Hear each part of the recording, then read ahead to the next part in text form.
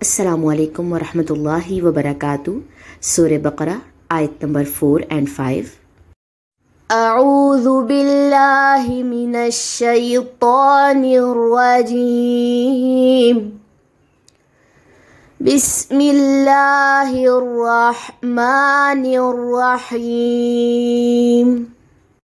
والذین، اور وہ جو یؤمنون ایمان لاتے ہیں، بما اس پر جو انزلہ نازل کیا گیا، الیکا طرف آپ کے، وما اور جو انزلہ نازل کیا گیا، من قبلکا آپ سے پہلے، وبالآخرۃ اور آخرت پر، ہم وہ، یوقنون وہ یقین رکھتے ہیں۔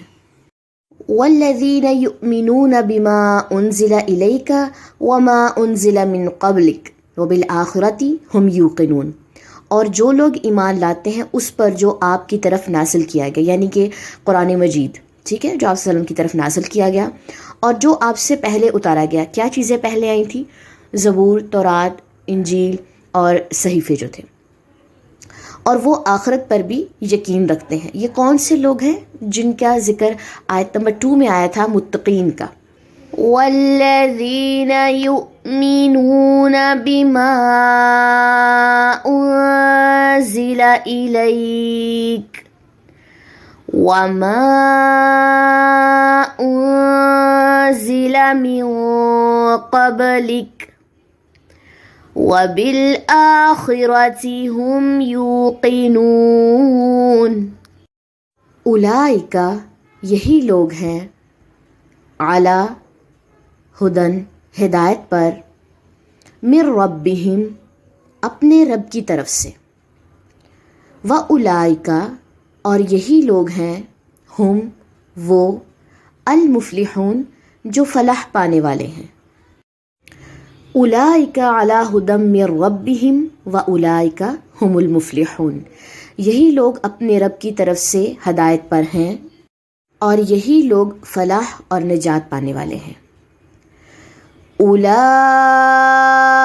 علی ھدی من ربہم واولئک ھم المفلحون۔ یہ فلاح پانے والے اور نجات پانے والے کیسے بنا جا سکتا ہے؟ یہ سارا ذکر پہلے آ چکا ہے۔ کون سے یہ لوگ ہیں؟ جو غیب پر ایمان لاتے ہیں، جو نماز قائم کرتے ہیں، جو ان کو رزق دیا گیا اس میں سے خرچ کرتے ہیں، قرآن پاک پر جو ہے جو نازل کیا گیا اس پر ایمان لاتے ہیں، اور جو اس سے پہلے نازل ہوا اس پر ایمان لاتے ہیں، یہی لوگ اپنے رب کی طرف سے ہدایت پر ہیں اور یہی لوگ فلاح اور نجات پانے والے ہیں۔ اور ان لوگوں کا دوسرا نام کیا تھا جو آیت نمبر 2 میں تھا؟ متقی۔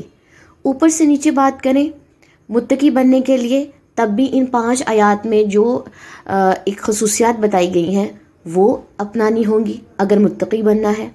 اور اگر ہم نیچے سے اوپر کی طرف بات کریں جو آیت نمبر 5 کے لاسٹ پہ ہے، فلاح کیسے پائی جائے، اس کے لیے بھی ان 5 خصوصیات کو اپنانا ہوگا، ٹھیک ہے؟ تو یہی لوگ نجات پانے والے ہیں اور یہی لوگ فلاح پانے والے ہیں، کامیابی پانے والے ہیں۔